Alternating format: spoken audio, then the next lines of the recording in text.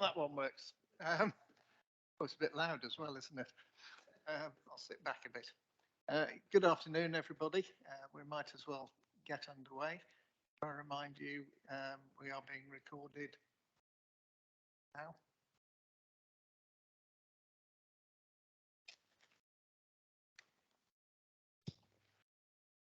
I think this might be quite a straightforward thing as meetings go. First of all, the minutes you have in front of you. May I sign those as a true record? Meeting. And do we have any apologies? Thank you. And any declarations of interest?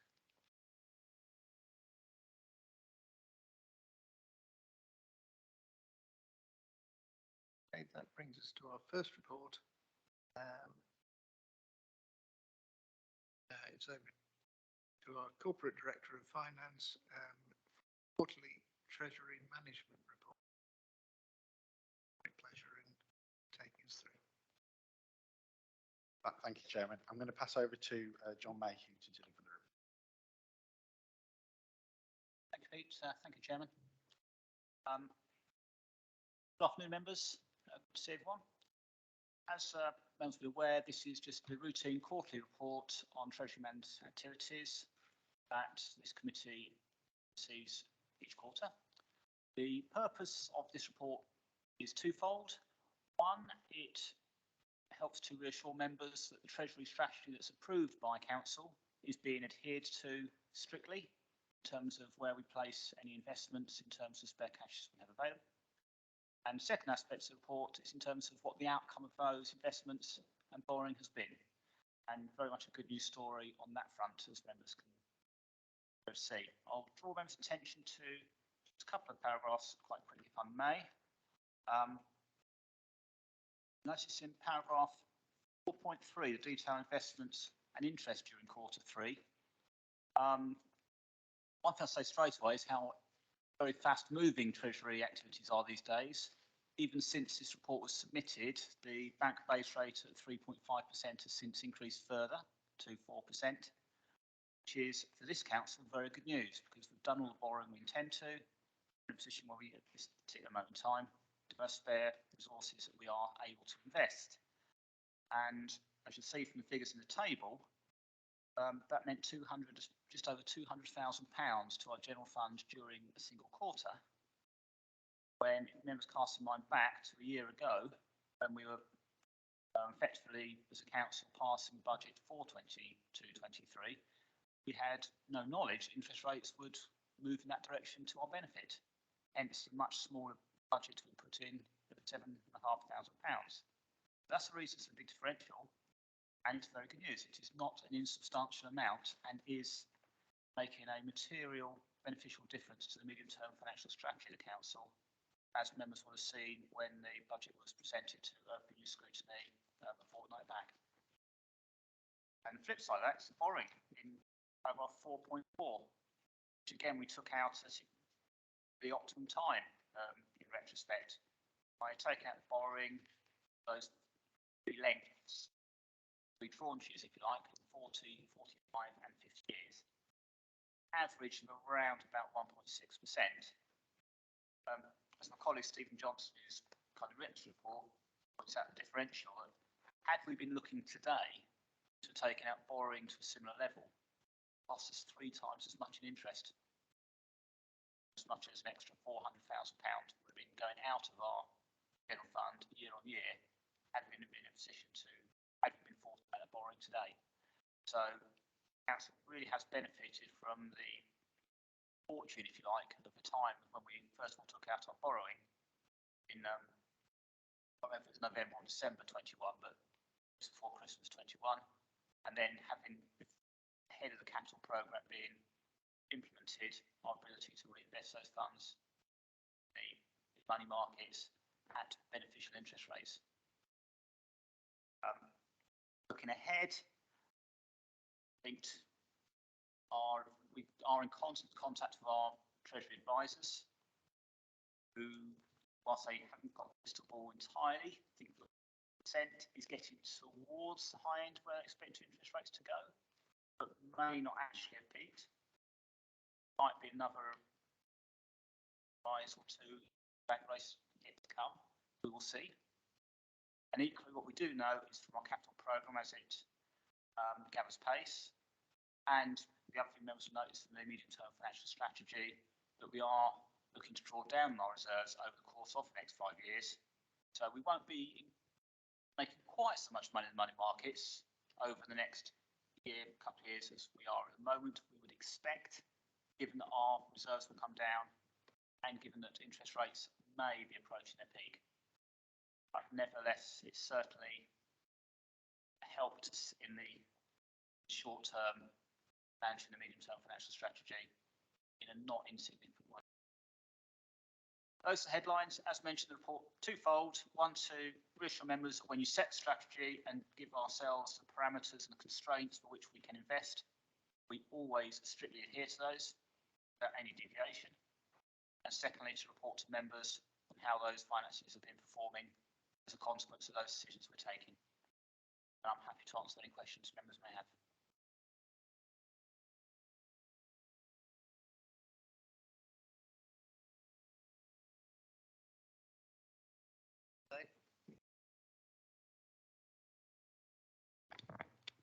Thank you, Chair. Under 4.2, para 4.2, in the chart at the bottom, or the panel at the bottom, you've got first Abu Dhabi Bank, and then you've got it two below, Abu Dhabi Bank again. One's at 2 million and one's at 1 million. How come we've got those twice? Why not Abu Dhabi at 3 million? Is it just a printing error?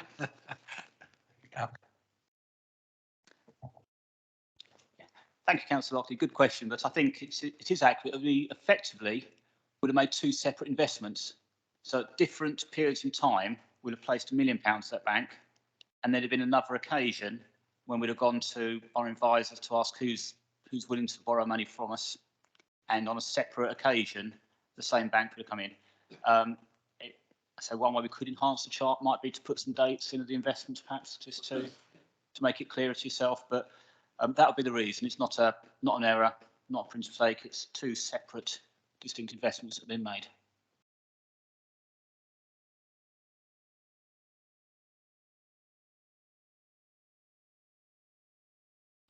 Am I right in saying that we've borrowed a large sum at a low interest rate, and that's been reinvested, and the return is a higher rate, so we're making money out of it? Is that right? Thank you, Councillor Lockley. I'll pick up that answer. So the borrowing was taken as what we term catch-up borrowing. So we'd invested heavily in our capital programme in prior years. The assumption was that we would always take that borrowing, and then it's referred to as catch-up borrowing. So we'd internally borrowed and financed those capital investments, and then we took the borrowing to repay ourselves effectively. So technically, we're not investing borrowed funds. The borrowing has gone to fund our capital programme. The investments are the cash balances that we hold. Appreciate from a timing perspective it would look that way, but technically it is catch-up borrowing.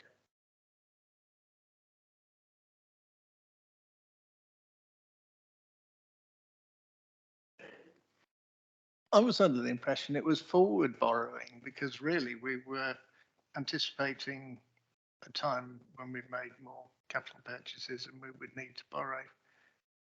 Those interest rates we weren't sure of at the moment, and we'd really borrowed this with the intention of spending the money on the more capital expenditure forecast, because otherwise we wouldn't have needed to have borrowed.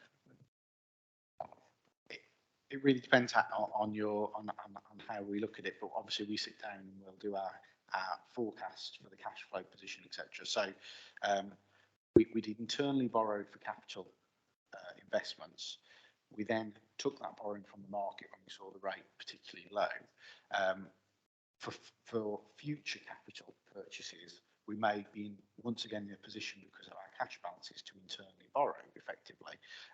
However, based on the current assumptions that John's has taken us through, we would not expect to borrow for at least a further 2 years and be able to fund the capital programme as it stands from the amount that we borrow, but technically internally borrowing moving forward.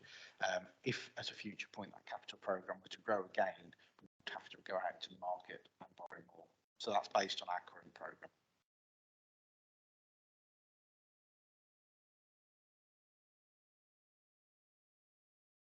On the table under 4.2, the bottom but one on the internal investments is Qatar National Bank, £1 million. Given the furore, or partly furore, over Qatar hosting the World Cup in November, and the accusations of human rights abuses, a lot of organisations and what have you have been turning their backs on Qatar. Do you think? I'm rather disturbed that we're putting an investment into Qatar when a lot of other organisations, companies seem to be going the other way or condemning them for their human rights. I'm not too happy with that. Yeah. Thank you, Councillor Lockley. You pick up on a really good point, and one that we as officers have recognised. So the investments that we're making in the current year are in line with the Treasury management policy that you set last year. So this is one of the investments that our advisors said meets our criteria of security, liquidity and yield. However, for the forthcoming Treasury management policy that you'll see at the next meeting of the Audit and Risk Committee, we are adding an ethical considerations into our future years investments to pick up on issues like that you've just addressed.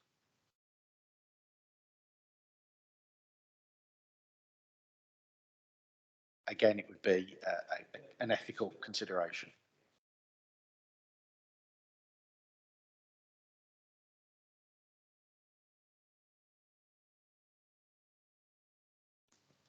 There are no more questions. Just as a question, can you explain to us the effect the higher interest rates have on our future capital spending and expected returns? We're almost getting as much money with it sitting there in very safe spread of banks as a reasonable risk factor in example, commercial property in South Staffordshire. What sort of returns would we now be looking for to justify? Yes. Well, yes. Anyway, can you talk us through your thoughts on criteria for new capital investment and the rate of return we would need to look at? Okay, please help me if you struggle.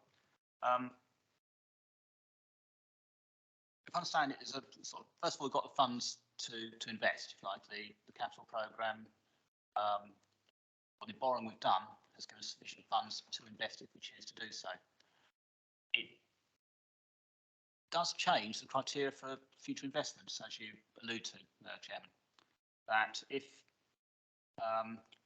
holding on to money gives us a significantly better return than used to be the case, then in order to spend that money on a capital investment somewhere in the borough, it would need to be justified by achieving a little bit more than that.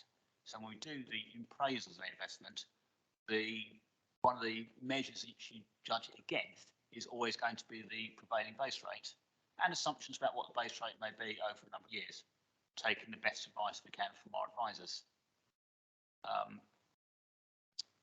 Anything at So just to give members some reassurance, so any capital investment proposal that we will look at, we obviously will put into our capital appraisal models. They are updated daily with the latest borrowing figures. So as an example, today we would go to the market and we'd be looking to borrow, as John alluded to, around 4%. So any future capital purchase would be based on today's borrowing rate. So at any point in time, it's always inflated. We also would discount those income streams as well to make sure that that's still prudent and sustainable. So the model is updated with the latest information. As John's also referred to, as part of the business case, then almost the risk-free rate, or what we could earn by leaving the bank, would be a key consideration. So as an example, where we might have been quite comfortable at having a 4% return on an investment in commercial property, that wouldn't look as favourable now when we can earn that in our money market funds or in the bank account. So that's absolutely taken into consideration as part of each business case. Of course, that's at a point in time. In 6 months' time, if the rate were 6% or 8%, we would have made the decision on the information we had at that time. Take all of that into consideration. Thank you for that. Do members note that report? Thank you.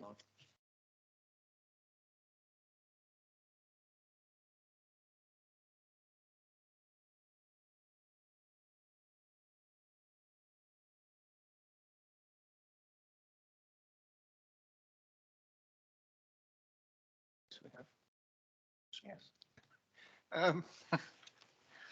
I didn't see you there. Welcome to the meeting.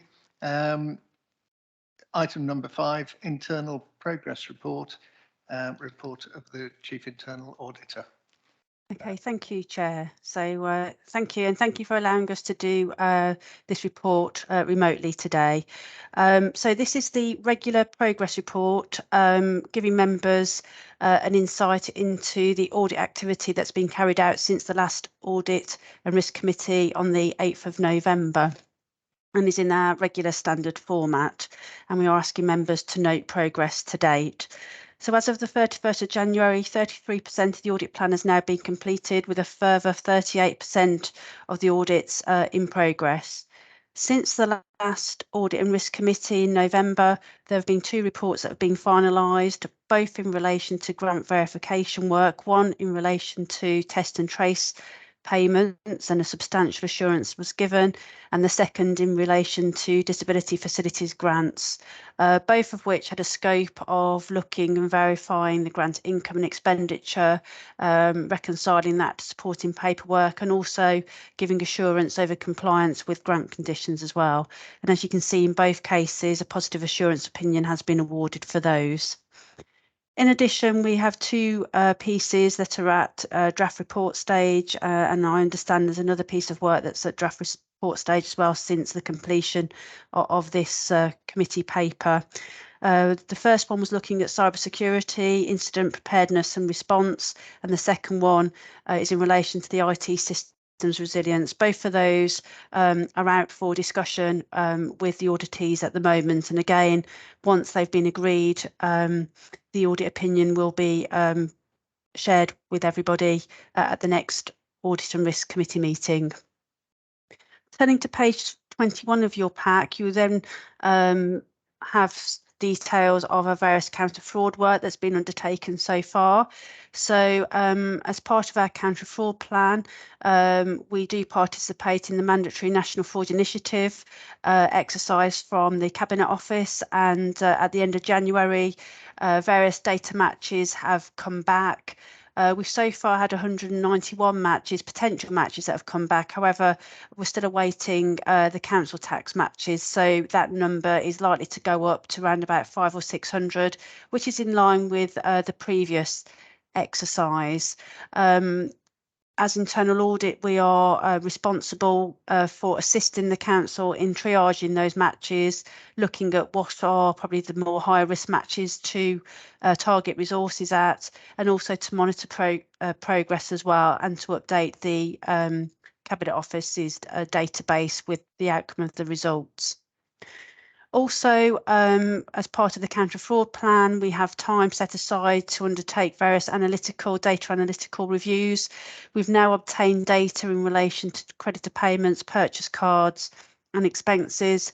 And during the month of, this month of February, we're undertaking some various data analytical tests to spot, for example, duplicate creditor payments when checked against purchase cards, also purchase card transactions during periods of absences, review of purchase cards in terms of the merchant category codes to ensure that purchases are for business needs, looking at expense claims again just to highlight any erroneous claims or any duplicate claims, and also a pilot exercise with council tax and the electoral roll to identify any possible areas of concern. Also, we have concluded our investigation into the apparent theft of some cash at a leisure centre. The report is currently being written and that should be presented to you at a future meeting of this committee. Although principally due to some control weaknesses around the absence of CCTV and also access to the office and the safe, was not suitably restricted, it's impossible to identify a perpetrator. So we have got some control weaknesses that will be identified in the report and have already been fed back to the leisure centre manager to action straight away. But again, the committee will have sight of that report in due course. There are no further fraud referrals or potential fraud referrals that have been received at this time. In addition to our planned audit work, Sue, as the audit manager, is here today, also continues to meet regularly with both the Corporate Director for Finance and Resources and also the Director for Legal and Governance as well on a regular basis to feed back any areas of concern and to just keep abreast of any changes across the Council. So, Chair, happy to take any questions in relation to this report. Thank you for that. Councillor Lockley. Thank you, Chair. This point 47, paragraph 47, leisure centre. Is it sensitive information, or could you tell us which leisure centre it was? That would be considered confidential information. So again, if I could just reserve the right not to say that at this time. Again, when we get the investigation report, that will go into the confidential paper, so you'll get to see the full details of that irregularity.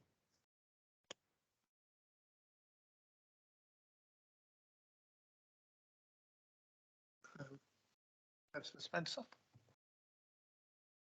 Thank you for that. Just item 4.3, the completed work that you were talking about, COVID-19 test and trace payments, and then the disability facilities grant verification.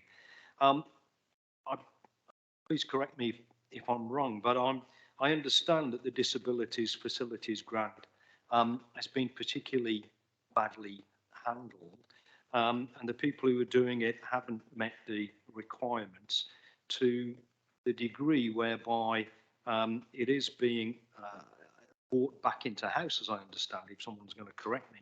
And actually, we're in a position where we're unable to administer this particular grant, and we have members of the public now having to wait until April until something can happen. I just wonder, how have we therefore come to the conclusion that it's an adequate assurance, given what I understand is very poor performance around how it's administered? Sue, do you have any more details? Yeah. Yeah.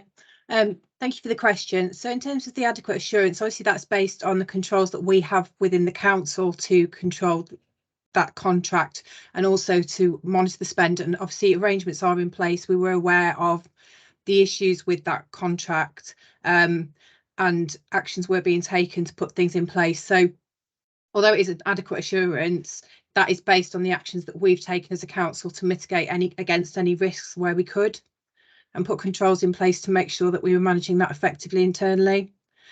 In terms of the delays, I understand that's to do with the service transferring over from the 1st of April. Any further questions? Okay, thank you very much.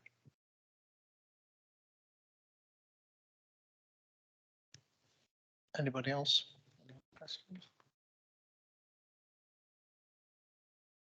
In that case, thank you very much for your report. Thank you, Chair.